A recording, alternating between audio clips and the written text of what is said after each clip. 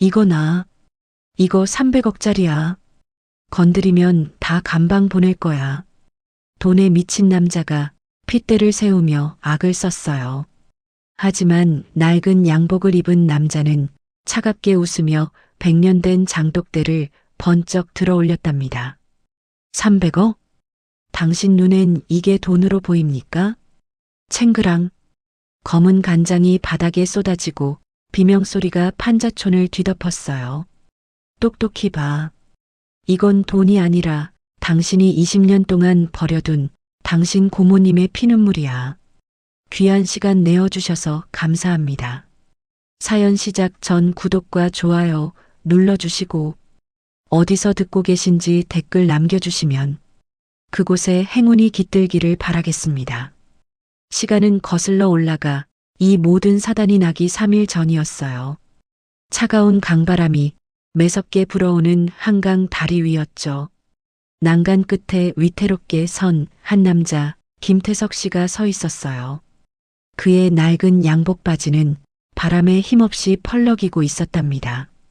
한때는 잘 나가는 건설사 상무였던 사람. 강남에 번듯한 아파트도 있었고 퇴근하면 반겨주는 아내와 토끼 같은 딸도 있었어요. 하지만 부도라는 파도는 예고 없이 덮쳤어요. 믿었던 친구의 배신으로 회사는 공중분해되었고 빚쟁이들은 집안의 숟가락 하나까지 빨간 딱지를 붙였답니다. 이혼 도장을 찍던 날 아내는 차갑게 말했었죠. 당신 무능력한 거 이제 지긋지긋해. 그 말이 태석 씨의 가슴에 비수처럼 박혀 아직도 피를 흘리고 있었나 봐요.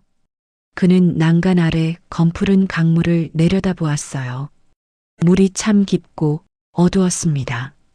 저 아래로 내려가면 이 지긋지긋한 빚 독촉도 배고픔도 비참함도 모두 끝날 것만 같았겠죠. 태석 씨는 눈을 질끈 감았어요. 그래, 여기서 끝내자. 더 살아서 뭐하냐? 민지야, 못난 아빠를 용서해라. 그가 난간을 잡은 손에 힘을 풀며 몸을 허공으로 던지려는 바로 그 순간이었어요. 아이고, 이놈의 허리야. 오늘따라 왜 이렇게 쑤신다냐? 난데없는 쇳소리가 태석 씨의 귓가를 때렸어요. 소스라치게 놀라 눈을 떠보니 다리 밑 교각 구석에서 무언가 부스럭거렸답니다.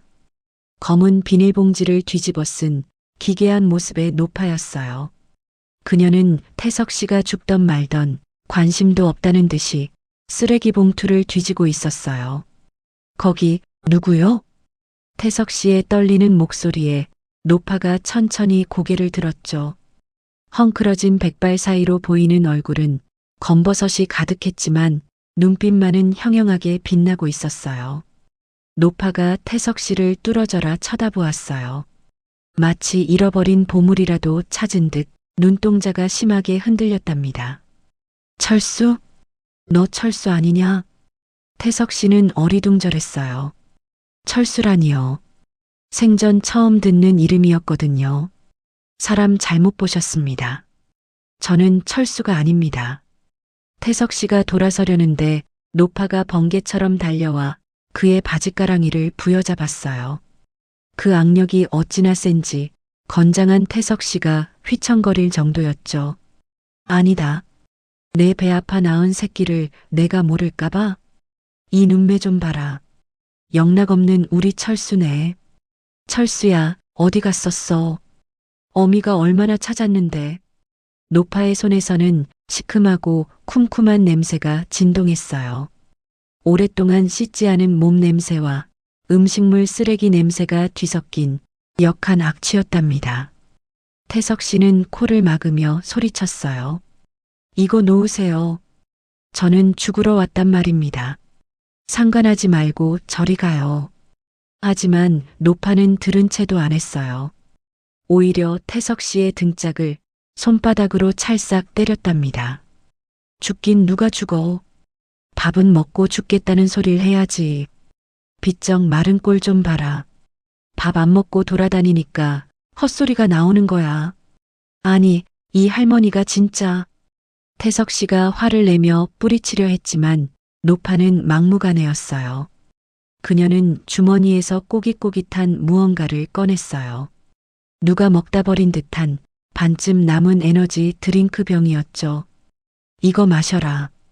길 가던 젊은이가 버리는 거 아까워서 주워놨다. 이게 몸에 그렇게 좋단다. 태석 씨는 기가 막혔어요. 죽으려는 마당에 쓰레기 주워 먹고 배탈 나서 죽기는 싫었거든요. 그런데 이상했죠. 노파의 그 끈질긴 손길이 어쩐지 낯설지가 않았어요. 어릴 적 학교 가기 싫다고 떼쓰던 자신을 질질 끌고 가던 돌아가신 어머니의 손길. 거칠고 투박하지만 결코 놓지 않던 그 악력과 너무나 닮아 있었거든요. 태석 씨의 눈에 자신도 모르게 물기가 어렸어요. 그 짧은 틈을 놓치지 않고 노파는 태석 씨의 손목을 낚아챘답니다. 잔말 말고 따라와. 집에 가서 뜨신 밥 줄 테니까. 내 새끼 손이 얼음장 같네. 얼떨결에 끌려온 곳은 강남 타워 팰리스 뒤편에 숨겨진 무허가 판자촌이었어요. 화려한 마천루의 그림자에 가려진 도시의 흉터 같은 곳이었죠. 노파의 집은 그 중에서도 가장 낡고 허름했답니다. 천막으로 대충 덧댄 지붕, 여기저기 금이 간 벽. 금방이라도 무너질 것 같은 그곳에 노파는 태석 씨를 밀어 넣었어요. 들어가라. 여기가 우리 집이다. 문을 열자마자 코를 찌르는 냄새가 태석 씨를 덮쳤어요. 단순한 쓰레기 냄새가 아니었어요. 무언가 썩어가는 냄새 같기도 하고 오래된 장 냄새 같기도 한 기묘하고 복합적인 향기였죠. 방 안에는 발 디딜 틈도 없이 잡동사니가 쌓여 있었어요. 거리에서 주워온 박스, 빈 병, 그리고 정체를 알 수 없는 항아리들까지요. 하지만 바닥만은 절절 끓고 있었답니다. 연탄 보일러가 돌아가는 따뜻한 온기가 태석 씨의 얼어붙은 몸을 녹여주었어요. 앉아 있어라. 내 금방 밥상 차려올게. 노파는 신이 나서 부엌으로 나갔어요. 콧노래까지 흥얼거리면서 말이죠. 태석 씨는 멍하니 방 안을 둘러보았어요. 벽에는 빛바랜 흑백 사진 한 장이 걸려 있었죠. 젊은 시절의 노파가 어린아이를 안고 환하게 웃고 있는 사진이었어요. 저 아이가 철수인가 보군. 태석 씨는 씁쓸하게 웃었답니다. 자신을 아들로 착각한 치매 노인, 그리고 그 노인의 집에 끌려온 자살 실패자. 이 무슨 코미디 같은 상황이었을까요? 그때 노파가 쟁반을 들고 들어왔어요. 이 빠진 그릇에 담긴 밥과 국, 그리고 문제의 그 빵이 놓여 있었죠. 자, 우리 철수 좋아하는 카스테라다. 시장에서 제일 비싼 거 사온 거야.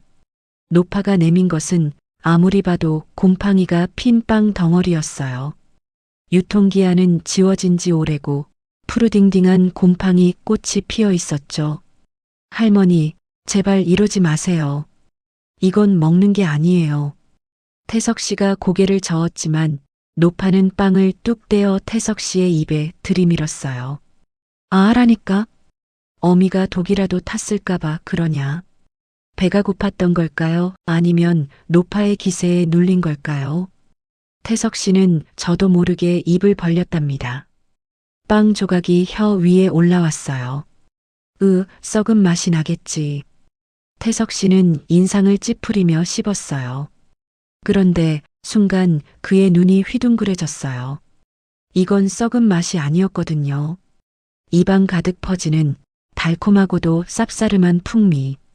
마치 최고급 치즈처럼 부드럽게 녹아내리며 코끝을 톡 쏘는 깊은 향. 그것은 태석 씨가 평생 먹어본 그 어떤 빵보다도 충격적으로 맛있었어요. 이건 곰팡이가 아니라 완벽하게 통제된 발효였던 거예요. 어떠냐? 맛있지? 내가 매주 띄우는 방에다 같이 뒀더니 아주 잘 사갔어. 노파가 아이처럼 웃었답니다.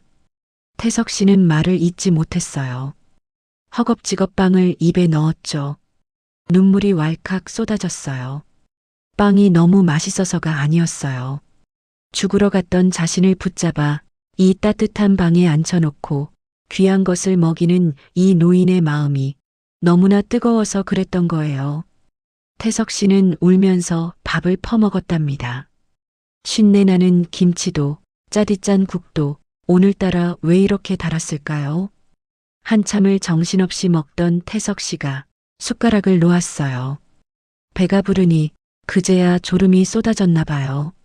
며칠 동안 빚쟁이에게 쫓기느라 한숨도 못 잤던 그였으니까요. 그래, 많이 먹었으니 한숨 자라. 어미가 지켜줄게. 노파가 이불을 펴주었답니다. 태석 씨는 저항할 힘도 없이 쓰러져 누웠어요. 딱딱한 바닥이었지만 호텔 침대보다 편안했답니다. 잠결에 노파의 손길이 느껴졌어요. 낡은 부채를 들고 태석 씨의 머리맡에서 살랑살랑 바람을 보내주고 있었죠. 아이고, 우리 철수. 자면서도 땀을 흘리네. 고생 많이 했구나. 노파의 거친 손이 태석 씨의 이마를 조심스럽게 쓸어 넘겼어요. 태석 씨는 눈을 감은 채 소리 없이 눈물을 흘렸답니다. 어머니, 불러본 지 30년도 더 된 그 이름이 목구멍까지 차올랐어요. 이 낯선 노파에게서 그리운 어머니의 냄새가 났거든요. 창밖에는 비가 내리기 시작했어요. 판자촌 지붕을 때리는 빗소리가 마치 자장가처럼 들려왔답니다. 그렇게 기묘하고도 따뜻한 첫날 밤이 깊어갔어요. 과연 태석 씨는 이곳에서 다시 살아가야 할 이유를 찾을 수 있었을까요? 방 한 구석 오래된 장독대 뚜껑이 미세하게 들썩였어요. 그 안에서 무언가 살아 숨쉬는 소리가 들리는 듯 했답니다. 태석 씨는 깊은 잠에 빠져들었어요. 그의 뺨 위로 말라붙은 눈물 자국이 길을 내고 있었죠. 아침 햇살이 천장에 뚫린 구멍 사이로 비스듬히 꽂혔어요. 태석 씨는 눈을 떴답니다. 낯선 천장, 낯선 냄새. 꿈이 아니었어요. 자신이 누워있는 곳은 어제 그 치매 노인의 판자촌 방바닥이었으니까요. 몸을 일으키려는데 온몸의 마디마디가 비명을 질렀어요. 딱딱한 바닥에서 잔 탓일까요? 아니면 긴장이 풀린 탓이었을까요? 태석 씨는 머리를 감싸쥐었답니다. 내가 지금 여기서 뭘 하고 있는 거지? 죽으려 했던 어젯밤의 기억이 파도처럼 밀려왔어요. 그리고 자신을 철수라 부르며 붙잡은 이 기가 막힌 상황까지도요. 태석 씨는 자리를 박차고 일어났어요. 이곳을 나가야 했거든요. 자신은 철수가 아니고 이 노인의 아들은 더더욱 아니니까요. 동정심에 하룻밤 묵었지만 더 이상 신세를 질 수는 없는 노릇이었죠. 방문을 열고 마당으로 나갔어요. 마당 한가운데서 노파가 수도가에 쭈그리고 앉아 있었답니다. 찬물에 무언가를 벅벅 빨고 있었어요. 태석 씨의 흙 묻은 와이셔츠였죠. 할머니, 저 이제 가보겠습니다. 어제는 감사했습니다. 태석 씨가 꾸벅 인사를 했어요. 최대한 정중하게, 하지만 단호하게 말이죠. 노파가 고개를 돌렸어요. 비눗방울이 묻은 얼굴로 환하게 웃었답니다. 철수야, 벌써 일어났냐? 잠은 푹 잤고? 할머니, 제발 정신 좀 차리세요. 저는 철수가 아니라 김태석입니다. 지나가던 사람이라고요. 태석 씨는 답답함에 가슴을 쳤어요. 하지만 노파는 젖은 손을 앞치마에 슥슥 닦더니 태석 씨에게 다가왔답니다. 그리고는 품속 깊은 곳에서 무언가를 주섬주섬 꺼냈어요. 검정 비닐봉지에 꽁꽁 쌓인 꼬깃꼬깃한 지폐 뭉치였어요. 1,000원짜리, 5,000원짜리가 뒤섞인 눅눅하고 냄새나는 돈이었죠. 자, 받아라. 노파가 태석 씨의 손에 억지로 돈을 쥐어주었어요. 이게 뭐예요? 목욕비다. 꼴이 그게 뭐냐? 어미가 셔츠 빨아놓을 테니까 가서 때 좀 싹 밀고 와. 동네 사람들이 우리 귀한 아들 거지라고 욕하면 어떡해. 태석 씨는 손에 쥐어진 돈을 내려다보았어요. 폐지를 줍고 빈 병을 팔아모았을 그 돈. 꼬깃꼬깃 접힌 자국마다 노파의 고단한 삶이 박혀 있는 것 같았죠. 이 돈을 받을 수는 없었어요.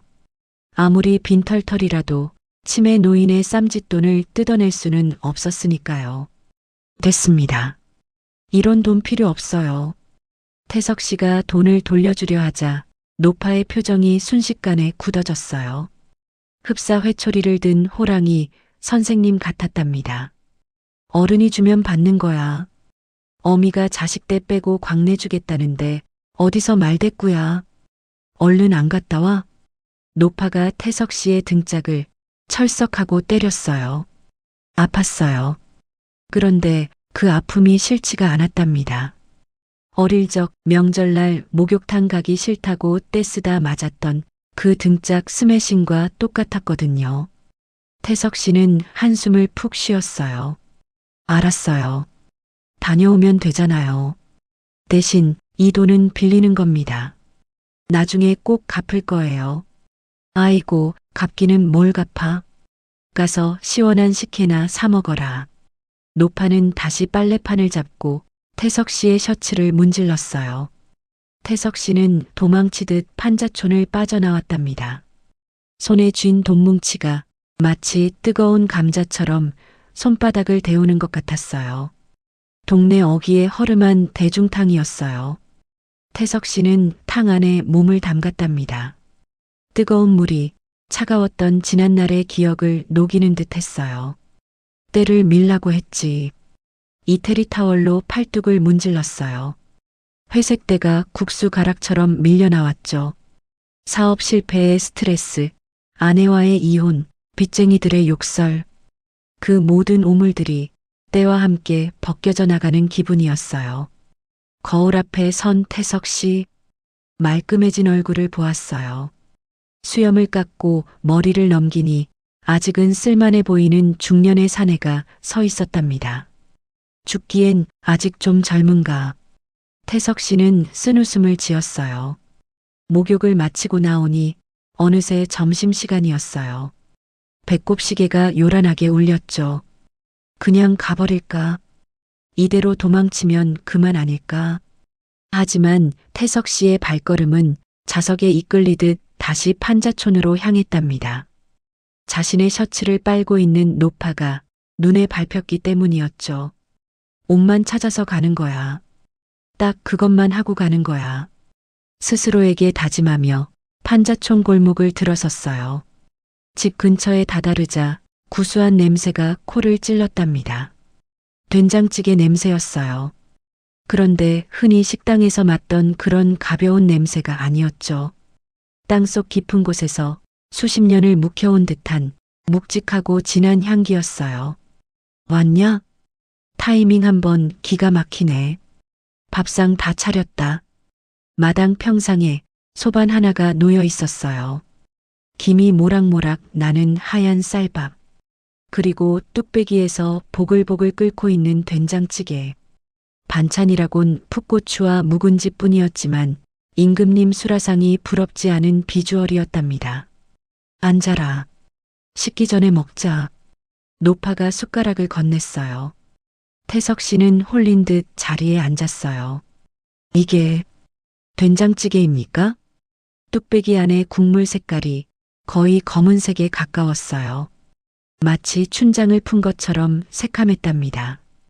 그냥 된장 아냐. 30년 묵은 겹장이다. 한 숟갈 뜨면 죽은 사람도 벌떡 일어나. 태석 씨는 국물을 한 숟가락 떠서 입으로 가져갔어요. 후루룩. 그 순간 태석 씨의 눈이 크게 떠졌답니다. 짭짤하면서도 끝맛은 달콤하고 목구멍을 타고 내려가는 순간 뱃속이 뜨끈해지는 깊은 맛. 단순한 짠맛이 아니었어요. 콩알 하나하나가 세월을 견디며 만들어낸 감칠맛의 폭발이었죠. 아, 자기도 모르게 탄성이 터져 나왔어요. 맛이 어떠냐? 내 아비가 살아서 이거 참 좋아했는데. 노파가 흐뭇하게 바라보았어요. 태석 씨는 대답 대신 밥을 국물에 말았답니다. 그리고 허겁지겁 퍼먹기 시작했어요. 눈시울이 붉어졌어요. 이 맛은 기억 속에 봉인되어 있던 맛이었거든요. 초등학교 운동회 날 어머니가 싸우셨던 도시락 반찬 맛. 군대 휴가 나왔을 때 어머니가 끓여주셨던 그 찌개 맛. 세상 모든 산의 진미를 먹어봤던 그가 그토록 찾아 헤매던 집밥의 원형이 여기에 있었던 거예요. 천천히 먹어라. 채알라. 노파가 물김치를 태석 씨 앞으로 밀어주었어요. 할머니, 정말 맛있습니다. 제가 먹어본 것 중에 최고예요. 태석 씨의 목소리가 젖어 있었어요. 그럼 누가 끓인 건데? 많이 먹고 살 좀 쪄라. 남자가 덩치가 있어야 힘을 쓰지. 밥 한 공기를 깨 눈 감추듯 비운 태석 씨. 바닥까지 싹싹 긁어 먹었답니다. 배가 부르니 이성이 돌아왔어요. 그리고 미안함이 밀려왔죠.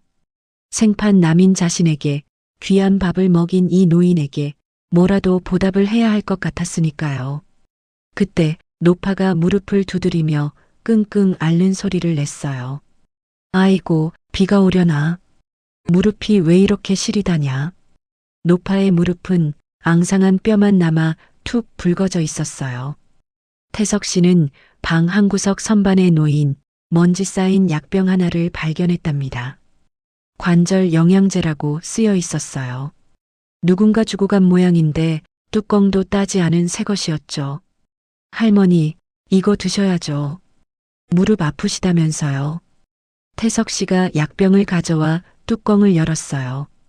아이고, 그거 먹어도 소용없더라. 그냥 늙으면 아픈 게 당연하지. 아니에요. 이거 좋은 약입니다. 매일 드셔야 걸어 다니실 수 있어요. 자, 아하세요. 태석 씨가 알약 2개를 꺼내 물과 함께 건넸어요. 노파는 태석 씨를 물끄러미 바라보다가 순순히 입을 벌렸답니다. 철수가 주니까 먹는다. 꿀떡. 약을 삼킨 노파가 태석 씨의 손을 잡았어요. 고맙다, 철수야. 이제 안 갈 거지? 어미랑 같이 살 거지? 그 질문에 태석 씨는 말문이 막혔어요. 이제 셔츠도 다 말랐고 밥도 얻어먹었어요. 떠나야 할 시간이었죠. 하지만 자신을 바라보는 저 간절한 눈빛을 차마 외면할 수가 없었답니다. 갈 곳도 없지 않은가. 돌아가 봤자 빚쟁이와 차가운 고시원 쪽방뿐이었으니까요. 태석 씨는 헛기침을 하며 시선을 피했어요. 저기 마당에 있는 평상이 좀 삐걱거리던데. 제가 그것만 좀 고쳐놓고 갈게요. 그래, 그래. 우리 철수가 손재주는 좋았지. 그럼 고쳐야지. 고치고 말고. 노파가 아이처럼 좋아했답니다. 태석 씨는 소매를 걷어붙였어요. 망치와 못을 찾아들었죠. 딱 하루만이다. 딱 하루만 더 있다가 가는 거야. 자신에게 핑계를 대보았어요. 하지만 태석 씨는 알고 있었어요. 이 따뜻한 밥상과 자신을 귀한 아들로 봐주는 이 눈빛에 이미 발목이 잡혀버렸다는 것을요. 그가 망치질을 시작했답니다. 탕, 탕, 탕. 경쾌한 망치 소리가 적막한 판자촌의 오후를 깨웠어요. 노파는 마루에 앉아 그 모습을 하염없이 바라보았어요. 마치 세상에서 가장 아름다운 풍경을 보는 것처럼요. 그때였어요.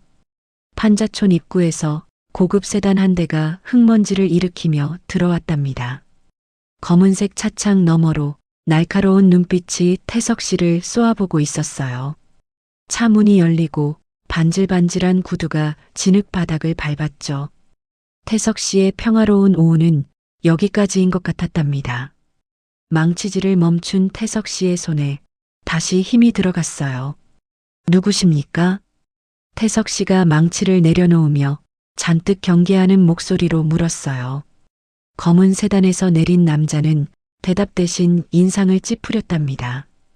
반짝이는 구두 코에 묻은 진흙이 마치 오물을 밟은 듯 불쾌해 보였나 봐요. 잘 다림질된 슈트, 기름진 머리카락, 그리고 코를 찌르는 독한 향수 냄새. 이 판자총각은 물과 기름처럼 섞이지 않는 이질적인 존재였죠. 그의 이름은 박민우. 명자 할머니의 하나뿐인 조카였답니다. 너는 뭔데 남의 집 마당에서 설치냐? 노인네 꼬셔서 푼돈 좀 뜯어내려는 놈이냐? 민우가 태석 씨를 위아래로 훑어보며 비릿한 웃음을 흘렸어요. 그 눈빛에는 가난한 사람에 대한 뿌리 깊은 경멸이 서려 있었죠. 태석 씨의 주먹에 힘이 들어갔답니다. 불과 며칠 전까지 자신도 저런 차를 타고 다니던 사람이었으니까요. 그래서 더더욱 저 눈빛이 의미하는 바를 잘 알고 있었지요. 말씀이 지나치시군요. 저는 그냥 도와드리는 사람입니다. 태석 씨가 끓어오르는 화를 누르며 대답했어요. 도와주긴 개뿔. 비켜, 이 거지 같은 놈아. 민우는 태석 씨를 어깨로 툭 치고 지나갔어요. 그리고는 마루에 앉아있는 명자 할머니에게 다가갔답니다. 할머니는 바들바들 떨고 계셨어요. 마치 천적을 만난 초식동물처럼 눈동자가 공포로 얼어붙어 있었죠. 고모, 나왔어. 민우라고. 민우가 억지 미소를 지으며 다가갔어요. 하지만 그 미소는 입가에만 걸려 있을 뿐 눈은 차갑게 식어 있었답니다. 누구세요? 나 돈 없다. 가라. 할머니가 뒷걸음질을 쳤어요. 치매가 온 머릿속에서도 본능적으로 위험을 감지한 것이었겠죠. 돈이 왜 없어? 300억이 있는데. 태석 씨가 참지 못하고 물어보았어요. 민우가 귀찮다는 듯 고개를 돌렸죠. 아, 이 양반 안 갔네? 야, 너 모르냐? 저 뒷뜰에 있는 장독대들. 저게 다 돈이야. 재벌 회장님이 저 간장 한 방울 먹으려고 백지수표 들고 줄을 섰다고. 태석 씨는 뒤통수를 한 대 맞은 것 같았어요. 어제 저녁 자신이 허겁지겁 퍼먹었던 그 된장찌개의 깊은 장맛.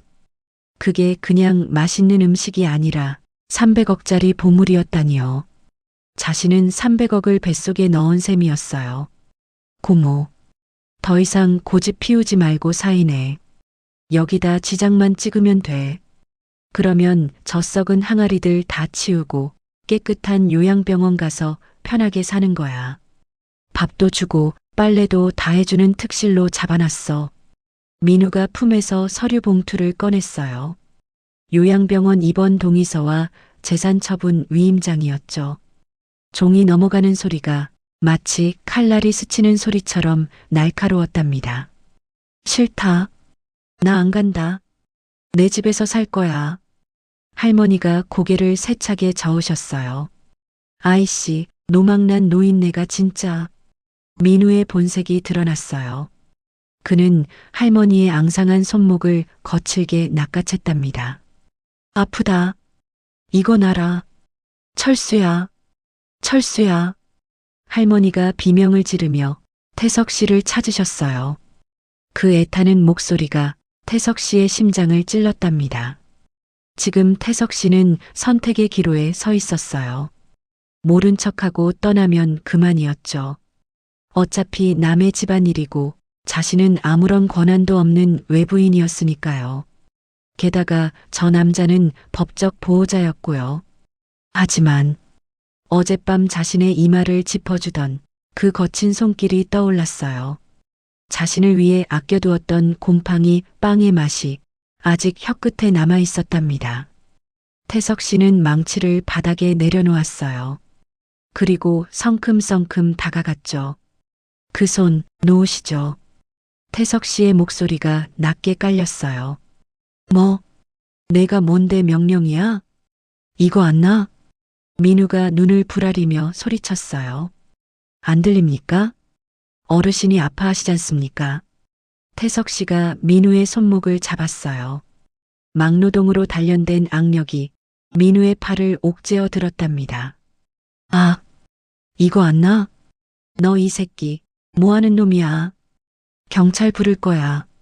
민우가 비명을 지르며 손을 뗐어요. 그의 손목에 붉은 자국이 선명하게 남았죠. 할머니는 잽싸게 태석 씨의 등 뒤로 숨으셨어요. 그리고 태석 씨의 허리춤을 옷이 찢어질 듯 꽉 움켜쥐셨답니다. 우리 철수다. 내 아들 철수야. 내까짓게 감히 우리 아들을 건드려? 할머니가 등 뒤에서 고래고래 소리를 지르셨어요. 철수? 아, 기가 막혀서.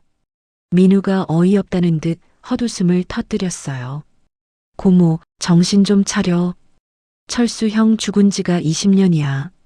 물에 빠져 죽어서 시체도 못 찾았잖아. 제사상도 내가 차려줬는데 무슨 철수야. 민우의 독설이 비수처럼 날아와 꽂혔답니다. 순간 할머니의 눈동자가 심하게 흔들렸어요. 아, 아니다. 안 죽었다. 여기 있잖아. 내 새끼 여기 있잖아. 할머니가 태석 씨의 등을 더 세게 끌어안으셨어요. 마치 그 말이 사실이 될까봐 두려워하는 아이처럼 필사적으로 매달리셨죠. 태석 씨는 등 뒤로 전해지는 할머니의 떨림을 느꼈어요. 그 떨림이 말해주고 있었답니다. 할머니도 알고 있다고. 아들이 죽었다는 걸 사실은 알고 있다고. 하지만 인정하는 순간 세상이 무너질까봐 자신을 붙잡고 있는 거라고요. 태석 씨는 결심했어요. 이 가여운 노인의 마지막 방패가 되어주기로요. 그래, 내가 철수다. 태석 씨가 또렷하게 말했답니다. 민우의 입이 떡 벌어졌어요. 할머니조차 놀라서 숨을 멈추셨죠. 이 미친놈들이 쌍으로 돌았나? 야, 사기치지 마. 내가 철수면 나는 세종대왕이다. 어디서 굴러먹던 거지 새끼가 300억 소리 듣더니 눈이 뒤집혔구나. 민우가 지갑을 꺼냈어요. 수표 몇 장을 꺼내 바닥에 획 던졌답니다. 이거 먹고 떨어져. 더 이상 얼쩡거리면 주거침입의 사기죄로 콩밥 먹일 줄 알아. 하얀 수표가 진흙바닥에 나풀거리며 떨어졌어요. 태석 씨는 바닥에 떨어진 돈을 내려다보았어요. 예전 같았으면 저 돈이면 며칠은 버틸 수 있었을 거라. 자존심이고 뭐고 굽실거렸을지도 몰라요. 하지만 지금은 아니었답니다. 그는 천천히 허리를 숙였어요. 민우가 비웃었죠. 그럼 그렇지. 돈 앞에 장사 없지. 태석 씨는 수표를 주었어요. 그리고 그것을 벅벅 찢어버렸답니다. 종이 찢어지는 소리가 정적을 갈랐어요. 당장 내 집에서 나가. 태석 씨가 찢어진 수표 조각을 민우의 얼굴을 향해 뿌렸어요. 눈처럼 흩날리는 종이 조각 사이로 태석 씨의 눈빛이 형형하게 빛났답니다. 그것은 더 이상 패배자의 눈빛이 아니었어요. 어머니를 지키려는 가장의 눈빛이었죠. 이 미친. 민우는 기세에 눌려 뒷걸음질 쳤어요. 태석 씨의 덩치도 덩치지만 그 눈에서 뿜어져 나오는 살기가 예사롭지 않았기 때문이에요. 두고 보자. 내일 당장 변호사 데리고 올 거야. 그때는 경찰차 타고 나갈 줄 알아. 민우는 씩씩거리며 차에 올라탔어요. 신경질적으로 문을 쾅 닫고는 엔진 소리를 요란하게 내며 사라졌답니다. 판자촌에 다시 정적이 찾아왔어요. 태석 씨는 그제야 긴장이 풀린 듯 깊은 한숨을 내쉬었죠. 괜찮으세요? 뒤를 돌아보니 할머니가 주저앉아 울고 계셨어요. 철수야, 가지 마라. 내가 잘못했다. 내가 다 잘못했어. 할머니는 태석 씨를 붙잡고 오열하셨어요. 아들을 잃어버렸던 그날의 공포가 다시 살아난 것 같았답니다. 태석 씨는 할머니 앞에 무릎을 꿇었어요. 그리고 할머니의 젖은 눈물을 거친 손으로 닦아드렸죠. 안 가요. 제가 어딜 갑니까? 어머니 밥이 이렇게 맛있는데. 어머니. 그 단어를 뱉는 순간 태석 씨의 목이 메어왔어요. 거짓말이었죠. 하지만 세상에서 가장 슬프고도 따뜻한 거짓말이었답니다. 할머니가 태석 씨의 품에 안겨오셨어요. 태석 씨는 앙상한 할머니의 등을 조심스럽게 토닥였답니다. 그때였어요. 으드드득. 이상한 소리에 고개를 들어보니 마당 한구석에 있는 가장 큰 장독대가 미세하게 진동하고 있었어요. 마치 민우가 남기고 간 탐욕의 기운에 화를 내기라도 하는 것처럼요. 태석 씨는 직감했어요. 저 장독대 안에는 단순히 간장만 들어있는 게 아니라는 것을요. 300억이라는 돈이 축복이 될지 재앙이 될지 아직은 알 수 없었답니다. 하지만 한 가지는 확실했어요. 이제 전쟁은 시작되었다는 것을요. 그리고 태석 씨에게는 물러설 곳이 없었죠. 등 뒤에는 지켜야 할 어머니가 있고 앞에는 탐욕스러운 하이에나 떼가 기다리고 있었으니까요. 밤이 깊어갔답니다. 태석 씨는 잠든 할머니의 머리맡을 지키며 민우가 버리고 간 명함을 꽉 쥐어보았어요. 법무법인 태산 대표 변호사 박민우. 만만치 않은 싸움이 될 것 같았어요. 하지만 태석 씨의 입가에는 희미한 미소가 번졌답니다. 오랜만에 살아있다는 뜨거운 감각이 혈관을 타고 흐르기 시작했으니까요. 폭풍 전야의 고요함이었을까요? 오늘따라 판자촌의 아침 공기가 유난히 무겁게 내려앉았어요. 어제 그 난리가 났었는데도 명자 할머니는 태어났답니다. 이른 새벽부터 장독대를 닦고 계셨거든요. 마치 자식 얼굴을 씻기듯 행주로 독을 어루만지는 손길이 애틋하다 못해 성스러워 보이기까지 했어요. 어머니, 그만두세요. 제가 할게요. 몸도 편치 않으신데. 태석 씨가 행주를 뺏으려 했지만 할머니는 고개를 저으셨어요. 나라.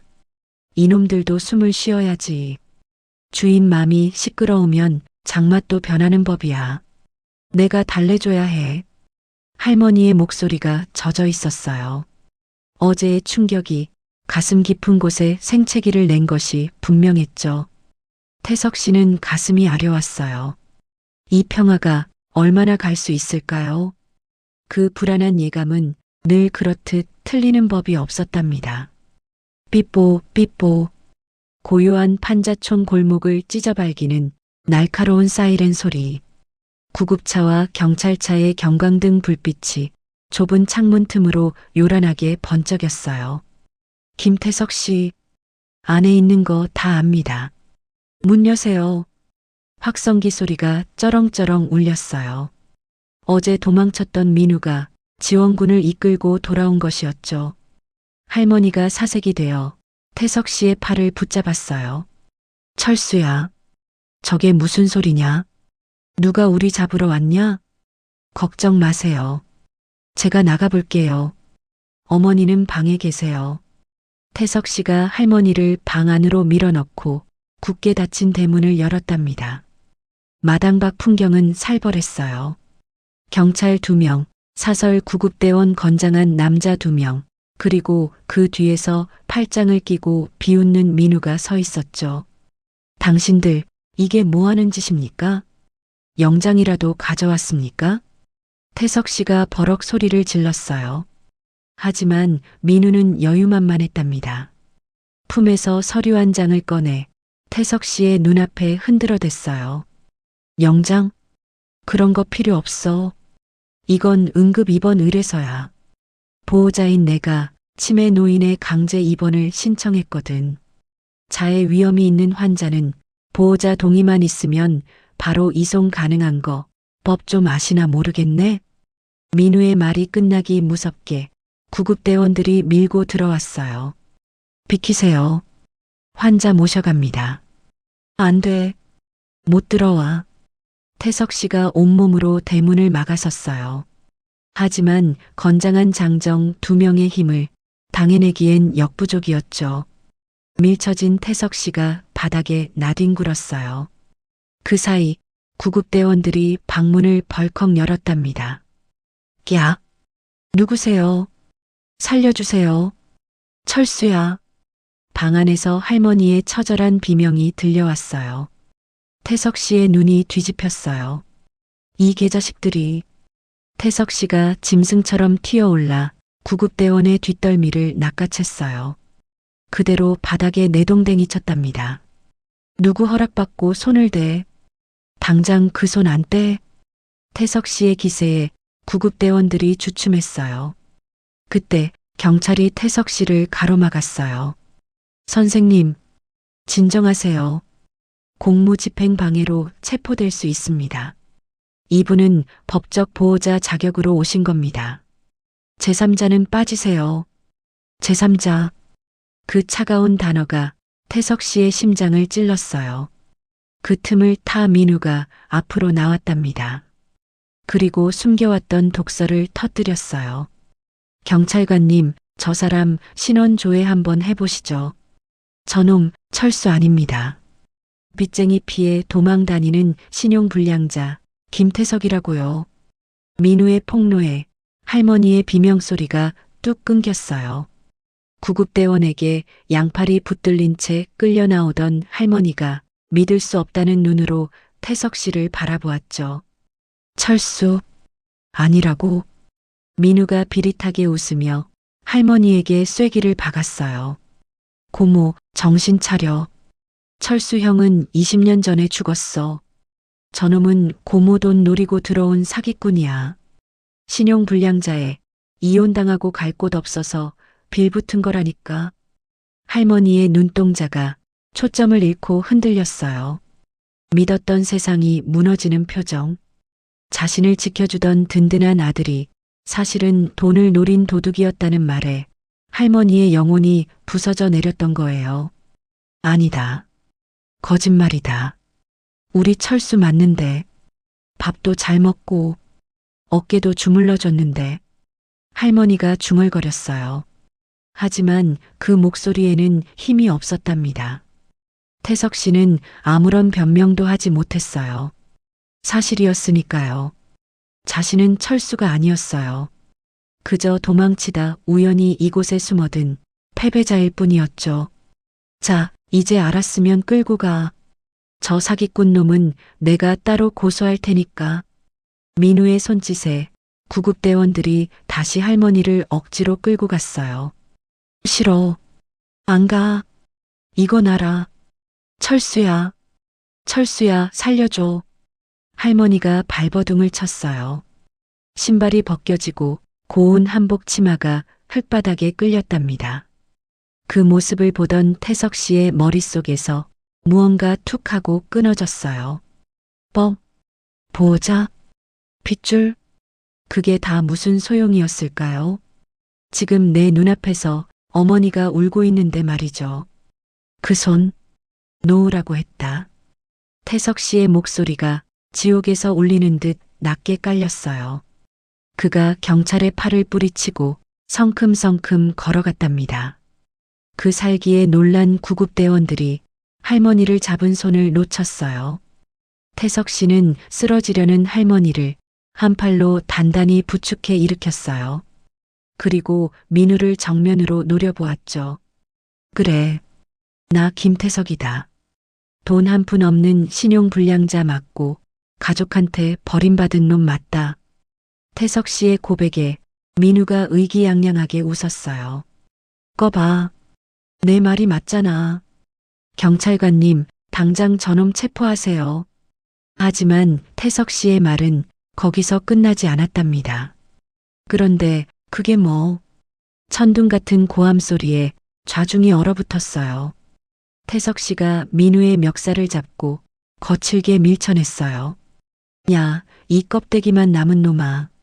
내가 조카야? 내가 가족이야? 20년 동안 코빼기도 안 비치다가 300억 소리 듣고 달려온 주제에 내가 보호자라고? 이거나. 이거 폭행이야. 폭행? 그래, 어디 한번 끝까지 가보자. 너는 법으로 짖어라. 나는 목숨 걸고 물어뜯을 테니까. 내가 잃을 게 돈밖에 더 있냐? 근데 너는 잃을 게 많지? 변호사 배지, 사회적 체면, 그 잘난 명예까지 다 박살 내줄까? 태석 씨의 눈은 이미 이성을 넘어섰어요. 그것은 잃을 것 없는 자만이 보여줄 수 있는 처절한 야수의 눈빛이었답니다. 경찰관님, 저 사람이 말한 응급 입원 요건, 자해나 타해의 위험이 있을 때만 가능하죠? 보세요. 어머니가 누구를 해치려 합니까? 지금 해치려는 건 저놈들입니다. 멀쩡한 사람 납치하려는 저놈들이 범죄자 아닙니까? 태석 씨의 논리 정연한 호통에 경찰들이 머뭇거렸어요. 누가 봐도 공포에 질린 할머니는 피해자임이 분명했으니까요. 그리고 어머니는 내가 모십니다. 내가 아들이든 아니든 지금 이 순간 입은 밥 챙겨드리고 똥 기저귀 갈아드릴 사람 나밖에 없습니다. 그러니까 다 꺼져. 태석 씨가 민우를 바닥에 내동댕이 쳤어요.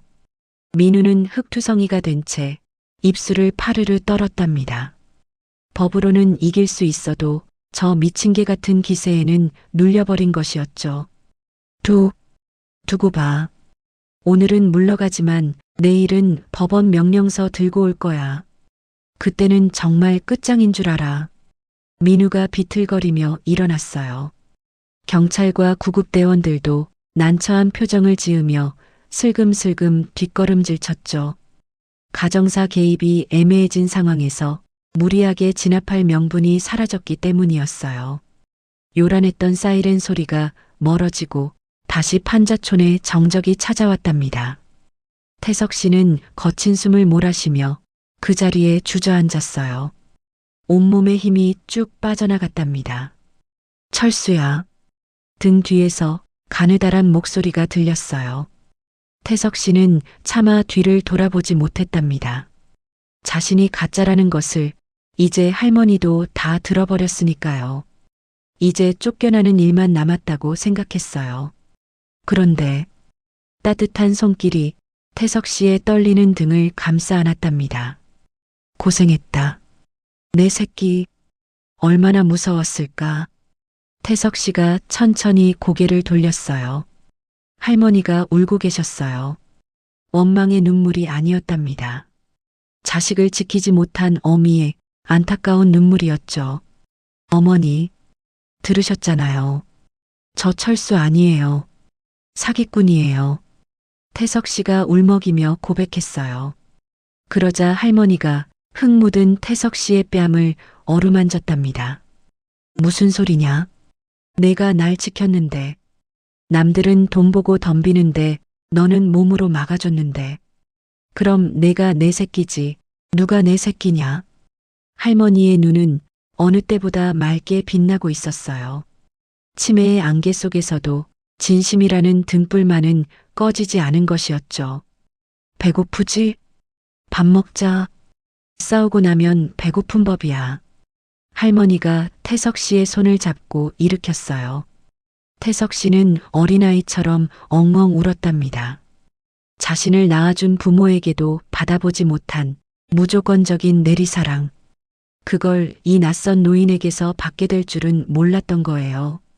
마당 한 구석, 깨진 장독 조각 사이로 새까만 간장 한 방울이 톡 하고 떨어졌어요. 그 냄새가 오늘따라 더 진하고 독하게 느껴졌답니다. 민우는 돌아갔지만 이것은 휴전일 뿐이었어요. 내일이면 더 무서운 법의 칼날이 날아올 것이 분명했으니까요.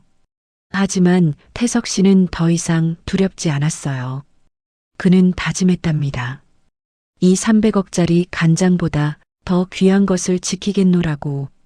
비록 가짜 아들이지만 세상에서 가장 진짜 같은 효자가 되어주겠노라고. 태석 씨의 눈빛이 장독대의 검은 빛깔처럼 깊고 단단해졌어요. 시간은 무심하게도 우리의 간절함보다 늘 한 발자국 빠르게 달아났어요. 그날의 소동 이후 할머니의 상태가 급격히 나빠졌답니다. 민우가 들이닥쳤던 충격 때문이었을까요? 할머니는 이제 숟가락을 들 힘조차 없어 보였어요. 하루 종일 방 안에 누워 천장만 바라보셨답니다. 초점 없는 눈동자는 이미 이 세상이 아닌 먼 과거의 어느 시간을 헤매고 있는 듯했죠. 철수야, 학교 갔다 왔니? 네, 어머니. 저 왔어요.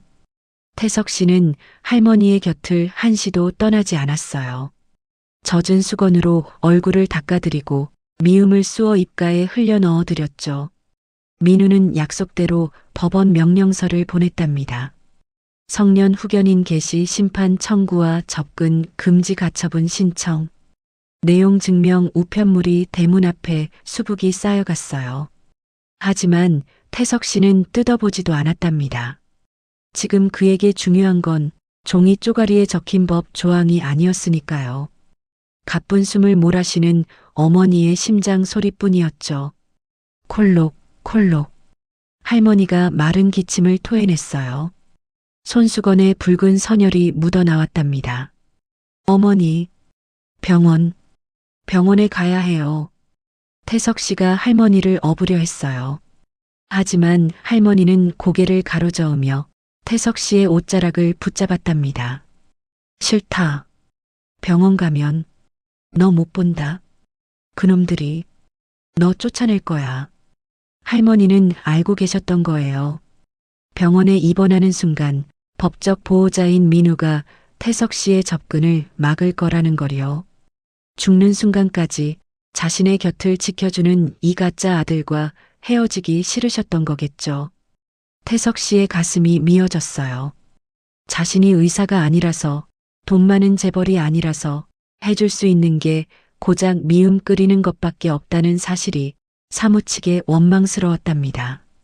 그날 밤이었어요. 할머니가 태석 씨를 불렀답니다. 목소리가 모기 소리처럼 작았어요. 철수야. 네, 어머니. 말씀하세요. 나, 간장 맛 좀 보여다오. 마지막 힘을 짜내어 하신 말씀이었어요. 평생을 바쳐 지켜온 그 300억짜리 시간장. 태석 씨는 황급히 마당으로 뛰어갔답니다. 달빛 아래 고요히 잠든 장독대. 가장 크고 오래된 항아리 뚜껑을 열었어요. 검은 액체가 달빛을 받아 묵직하게 빛났답니다. 티스푼으로 아주 조금 한 방울을 떠왔어요. 방 안으로 돌아와 할머니의 입술에 간장을 적셔드렸죠. 할머니가 혀끝으로 맛을 보셨어요. 아주 천천히 음미하셨답니다. 그러자 놀랍게도 할머니의 얼굴에 화색이 돌았어요. 고통으로 일그러졌던 미간이 펴지고 입가에 옅은 미소가 번졌죠. 됐다. 잘 익었어. 이만하면 부끄럽지 않다. 장인의 마지막 검수. 그것은 합격이었어요. 철수야. 네. 저 장독. 내가 가져라. 저거 팔아서 빚도 갚고 장가도 다시 가고 떵떵거리고 살아라. 할머니는 알고 계셨답니다. 태석 씨의 빚도 이혼도 모든 사정을요. 알면서도 모른 척 철수라고 불러주셨던 거예요. 태석 씨는 할머니의 손을 부여잡고 오열했어요. 싫어요. 안 팔아요. 어머니 다 나으면 저랑 같이 장사해요. 제가 콩 삶고 어머니가 매주 띄우고 그렇게 같이 살아요. 네. 바보 같은 놈. 마음이 약해서 어떻게 세상을 살래. 할머니의 숨소리가 점점 거칠어졌어요. 눈꺼풀이 천근만근 내려앉았답니다. 철수야. 어미 소원이 하나 있는데 들어줄래? 네, 말씀만 하세요. 뭐든지 다 해드릴게요. 우리 아들 성공한 거 한 번만 보고 싶다. 양복 입고 넥타이 매고 번듯하게 출근하는 거 그거 한 번 보는 게 소원이었는데 20년 전 아들 철수가 취직시험에 떨어지고 비관 자살을 했던 그날 할머니의 시간은 멈춰버렸던 거예요. 아들이 양복 입은 모습을 보지 못한 한 그것이 할머니를 지금까지 붙들고 있었나 봅니다. 태석 씨는 입술을 깨물었어요. 지금 그에게 양복은 없었거든요. 신용불량자가 된 후 다 버리고 태워버렸으니까요.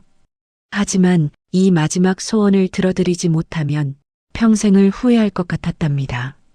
어머니, 잠깐만 기다리세요. 금방 갔다 올게요. 절대 주무시면 안 돼요. 태석 씨는 미친 듯이 밖으로 뛰쳐나갔어요. 새벽 2시, 문이 열린 옷가게는 없었죠. 태석 씨는 골목 어귀에 있는 의류 수거함으로 달려갔답니다. 누군가 버린 옷이라도 찾아야 했으니까요. 태석 씨는 굳게 닫힌 의류 수거함 입구를 억지로 벌렸어요. 손등이 긁히고 피가 났지만 멈출 수 없었답니다. 수거함 깊숙한 곳에서 곰팡이 핀 구형 양복상의 하나를 겨우 꺼냈어요. 사이즈도 안 맞고 어깨는 찢어져 있었죠. 넥타이는 없었어요. 태석 씨는 바닥에 떨어진 붉은색 노끈을 주웠답니다. 그것을 넥타이처럼 목에 맸어요. 찢어진 양복을 걸치고 머리에 물을 묻혀 28 가르마를 탔죠. 거울 속에 비친 모습은 영락없는 광대여 거지였어요. 하지만 태석 씨의 눈빛만은 대기업 임원보다 더 당당했답니다. 그는 심호흡을 하고 방문을 열었어요. 어머니, 저 다녀왔습니다. 오늘 승진했어요. 이제 저 사장님 됐어요. 태석 씨가 씩씩하게 소리치며 들어갔어요. 우스꽝스러운 넥타이를 흔들며 큰 절을 올렸답니다. 희미해져 가던 할머니의 눈이 번쩍 뜨였어요. 할머니의 시야는 이미 흐릿해져 디테일은 보이지 않았겠죠. 그저 양복을 입은 듯한 실루엣 그리고 당당한 아들의 목소리만이 들릴 뿐이었을 거예요. 아이고, 내 새끼, 사장님 됐어? 장하다. 정말 장해. 할머니가 허공을 향해 손을 뻗으셨어요. 태석 씨가 얼른 다가가 그 손을 자신의 뺨에 댔답니다. 네, 어머니. 저 성공했어요. 이제 어머니 호강시켜 드릴게요. 매일 고기 반찬 해드리고 비단 옷 입혀드릴게요. 생애 가장 슬픈 거짓말. 태석 씨의 눈에서 굵은 눈물방울이 뚝뚝 떨어져 할머니의 손등을 적셨어요. 울지 마라. 좋은 날 왜 우냐. 나는 이제 여한이 없다. 할머니의 손에서 스르르 힘이 빠졌어요. 철수야. 네, 어머니. 밥 잘 챙겨 먹고 아프지 말고. 그것이 마지막이었답니다. 할머니의 고개가 옆으로 툭 떨어졌어요. 입가에는 세상에서 가장 편안한 미소가 걸려 있었죠. 마치 긴 소풍을 끝내고 집으로 돌아가는 아이의 얼굴처럼요. 어머니, 어머니. 태석 씨가 할머니를 흔들어 보았어요. 하지만 대답이 없었답니다. 심장의 북소리도 멈췄어요. 방 안에는 오직 낡은 시계의 초침 소리만이 똑딱 똑딱 울려 퍼졌죠. 태석 씨는 소리내어 울지 못했어요. 목구멍이 꽉 막혀 비명조차 나오지 않았거든요. 그저 할머니의 식어가는 손을 자신의 볼에 비비며 하염없이 흐느낄 뿐이었답니다. 죄송해요. 거짓말해서 죄송해요. 가짜라서 죄송해요. 하지만 할머니는 알고 계셨을 거예요. 그 거짓말 속에 담긴 진심이 그 어떤 진실보다도 뜨거웠다는 것을요. 그때 대문 밖에서 요란한 소리가 들렸답니다. 문 열어. 법원 집행관이다. 민우가 돌아왔어요. 이번에는 정말로 강제 집행 인력을 대동하고 말이죠. 쾅, 쾅, 쾅. 대문이 부서질 듯 흔들렸어요. 하지만 태석 씨는 움직이지 않았답니다. 이제 무서울 것도 피할 것도 없었으니까요. 그는 찢어진 양복을 입은 채 할머니의 시신 앞에 정좌했어요. 그리고 상주로서 마지막 예를 갖췄답니다. 들어오라고 해. 태석 씨가 나지막이 중얼거렸어요. 문이 부서지고 사람들이 들이닥쳤어요. 민우가 제일 먼저 뛰어들어왔죠. 김태석? 너 이 자식, 오늘이야말로. 민우의 고함 소리가 방 안의 풍경을 보고 딱 멈췄어요. 붉은 노끈을 넥타이처럼 매고 거지 같은 양복을 입은 태석 씨가 돌아가신 할머니 곁을 지키고 있는 기괴하고도 엄숙한 광경. 그 압도적인 슬픔의 무게 앞에 탐욕스러운 법 집행관들도 민우도 순간 숨을 죽일 수밖에 없었답니다. 태석 씨가 천천히 고개를 돌려 그들을 바라보았어요. 눈물 자국으로 얼룩진 하지만 그 어느 때보다 맑은 눈동자였죠. 조용히 해라. 어머니 주무신다. 태석 씨의 목소리가 방 안을 서늘하게 지배했어요. 이제 진짜 전쟁이 시작된 거예요. 300억 유산을 둘러싼 쟁탈전이 아니라 어머니의 존엄을 지키기 위한 한 남자의 성스러운 장례식이 말이죠. 장례식은 초라했답니다. 찾아오는 조문객이라곤 동네 길고양이들과 바람에 뒹구는 낙엽뿐이었으니까요. 민우는 장례식장에 코빼기도 비치지 않았어요. 그는 법원 집행관들과 함께 판자촌의 장독대를 접수하느라 바빴거든요. 태석 씨 혼자 덩그러니 빈소를 지켰답니다. 붉은 녹근 넥타이를 맨 채 향을 피우고 절을 올렸어요. 어머니, 식사하세요. 제가 끓인 미역국이에요. 영정 사진 속 할머니가 따뜻한 김서린 국을 내려다보며 웃고 계셨죠. 태석 씨는 울지 않았어요. 눈물은 지난밤에 다 쏟아버렸으니까요. 이제는 약속을 지켜야 할 때였어요. 번듯하게 사는 모습 보여드리기로 한 그 마지막 약속 말이죠. 발인 날 아침이었어요. 운구차가 판자촌을 떠나려 했답니다. 그때 민우가 나타났어요. 옆에는 재벌 그룹 회장의 비서실장이 서 있었죠. 그리고 수십 대의 트럭이 대기 중이었어요. 어이, 김태석 씨. 가는 길에 구경이나 하고 가. 이게 그 300억짜리 계약 현장이니까. 민우가 계약서를 흔들며 깐족거렸어요. 태석 씨는 묵묵히 영정 사진을 품에 안고 그들을 지나치려 했답니다. 잠깐만요. 비서실장이 태석 씨를 불러 세웠어요. 고인의 마지막 가는 길인데 이 시간장의 봉인을 해제하는 걸 보고 가시죠. 회장님께서 직접 맛을 확인하라고 하셨습니다. 민우가 신이 나서 장독대 앞으로 뛰어갔어요. 가장 크고 오래된 할머니가 목숨처럼 아끼던 그 항아리였죠. 자, 개봉박두. 대한민국 1%만 맛본다는 전설의 장맛. 이제 이 돈은 다 내 거야. 민우가 망설임 없이 뚜껑을 열었답니다. 봉인을 뜯어내는 소리가 마치 할머니의 살점을 뜯는 것처럼 소름 끼쳤어요. 뚜껑이 열리고 모두가 숨을 죽이고 안을 들여다보았죠. 그런데 이게 뭐야? 민우의 표정이 일그러졌어요. 비서실장이 코를 막고 뒷걸음질 쳤답니다. 이게 무슨 냄새야? 구수하고 깊은 향기가 나야 할 항아리에서 시궁창 같은 악취가 진동했거든요. 검붉게 빛나야 할 간장은 온데간데였고 허연 곰팡이가 둥둥 뜬 맹물만이 출렁거리고 있었어요. 이럴 리가 없어. 분명 어제까지는 멀쩡했단 말이야. 다른 것도 열어봐. 빨리. 민우가 발광하며 옆에 있는 장독들을 닥치는 대로 깼어요. 챙그랑, 챙그랑. 깨진 독 사이로 흐르는 것은 모두 썩은 흙탕물 뿐이었답니다. 뭐라고? 내가 한 짓이지. 내가 여기다 독 탔지. 내 돈 내놔. 내 300억 물어내. 민우가 태석 씨의 멱살을 잡으려 달려들었어요. 하지만 비서실장이 경호원들을 시켜 민우를 제압했답니다. 태석 씨가 나지막이 입을 열었어요. 어머니는 돌아가시기 전날 밤 폭우가 쏟아질 때 장독 뚜껑을 모두 열어두셨습니다.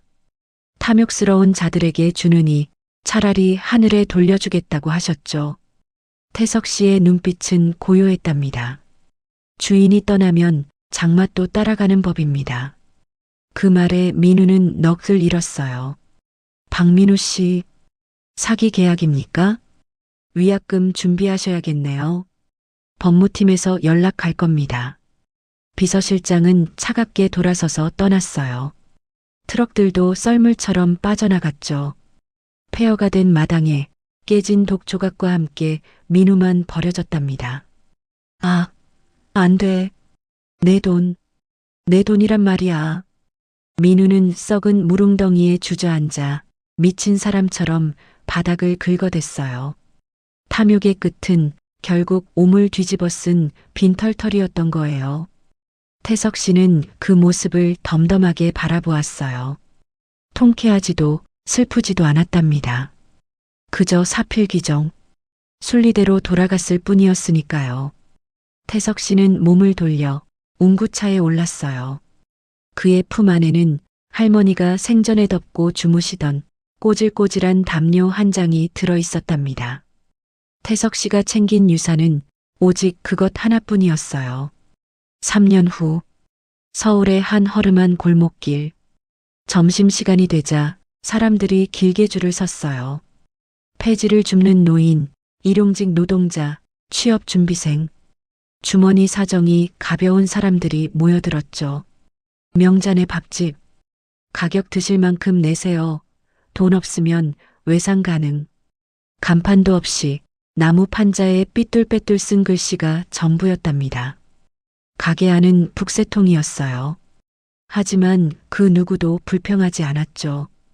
이 집의 밥 냄새를 맡으면 화났던 마음도 눈 녹듯 사라지기 때문이었어요. 어서 오세요. 많이 드세요. 밥은 무한 리필입니다. 주방에서 쩌렁쩌렁한 목소리가 들렸어요. 말끔한 셰프복을 입은 태석 씨였답니다. 머리는 단정하게 넘겼고 얼굴에는 기름기가 흘렀어요. 예전에 그 죽어가던 눈빛은 찾아볼 수 없었죠. 그는 큰 솥단지 앞에서 땀을 뻘뻘 흘리며 국을 펐어요. 된장국이었답니다. 검은 빛이 도는 깊고 진한 그 된장국. 사장님, 여기 국물 좀 더 주세요. 진짜 옛날에 우리 엄마가 해주던 맛이라니까. 네, 갑니다. 태석 씨가 국자를 들고 호를 누볐어요. 사실 이 가게에는 비밀이 하나 있었답니다. 3년 전 장독대가 다 깨지던 날, 태석 씨는 깨진 독조각 틈에서 작은 옹기 하나를 발견했어요. 할머니가 태석 씨를 위해 따로 숨겨두었던 시된장 한 덩어리였죠. 태석 씨는 그 시된장을 종자 삼아 밤낮으로 연구했답니다. 할머니가 가르쳐준 대로 온도와 습도를 맞추고 무엇보다 기다림을 배웠어요. 그렇게 완성된 태석 씨만의 장맛. 사람들은 이 맛을 보기 위해 1시간을 기다렸어요. 돈으로도 살 수 없는 위로의 맛이었으니까요. 점심 장사가 끝나고 가게가 한산해질 무렵이었어요. 가게 문이 열리고 한 남자가 쭈뼛거리며 들어왔답니다. 남루한 행색에 푹 눌러쓴 모자, 노숙자 행색이 완연했죠. 태석 씨가 다가갔어요. 어서 오세요. 식사하러 오셨나요? 남자가 고개를 들지 못한 채 기어들어가는 목소리로 말했어요. 저 돈이 없는데 밥 좀 얻어먹을 수 있을까요? 태석 씨는 남자의 손을 보았답니다. 때가 꼬질꼬질한 그 손. 하지만 어딘가 낯익은 손이었어요. 모자 아래로 보이는 얼굴. 수염이 덥수룩하지만 분명 민우였어요.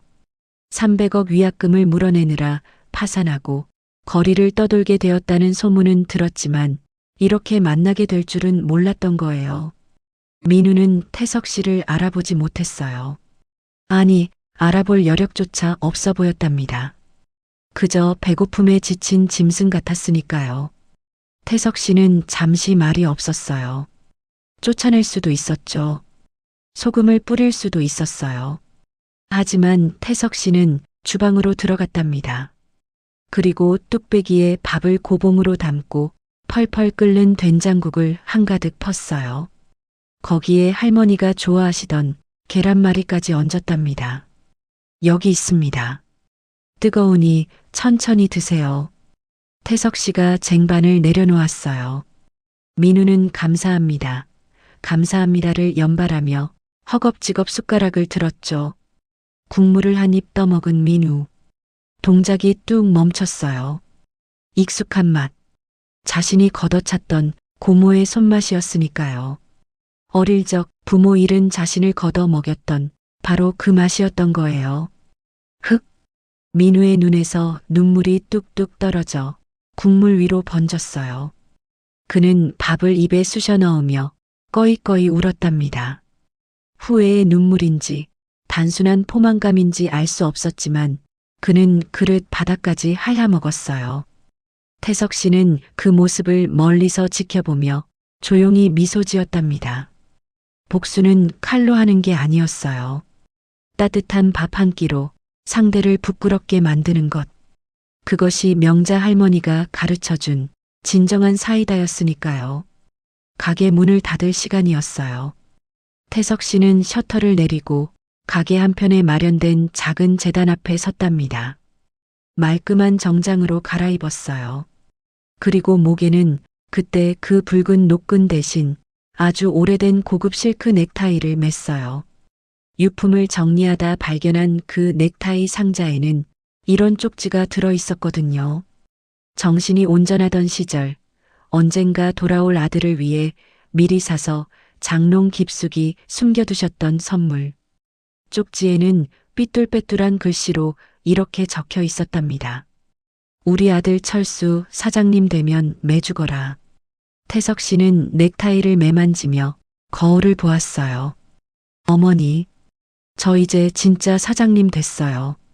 거짓말 아니에요. 태석 씨의 눈가가 촉촉해졌답니다. 어머니는 좋겠네. 하늘나라에서 진짜 아들 철수도 만나고 여기 가짜 아들 사장 된 것도 보고 창밖에는 한방눈이 내리고 있었어요. 세상의 모든 더러운 것들을 덮어주는 하얀 눈이었죠. 태석 씨는 가게에 불을 껐어요. 어둠 속에서 된장 끓이는 냄새만이 오래된 향기처럼 은은하게 피어올랐답니다. 그 냄새가 마치 잘했다, 내 새끼 라고 말하며 등을 토닥이는 할머니의 손길 같았어요. 태석 씨는 따뜻해진 가슴을 안고 눈 내리는 거리로 당당하게 걸어 나갔답니다. 끝까지 시청해 주셔서 감사합니다. 오늘의 이야기가 마음에 드셨다면 구독과 좋아요로 표현해 주시면 영상 제작에 큰 힘이 됩니다.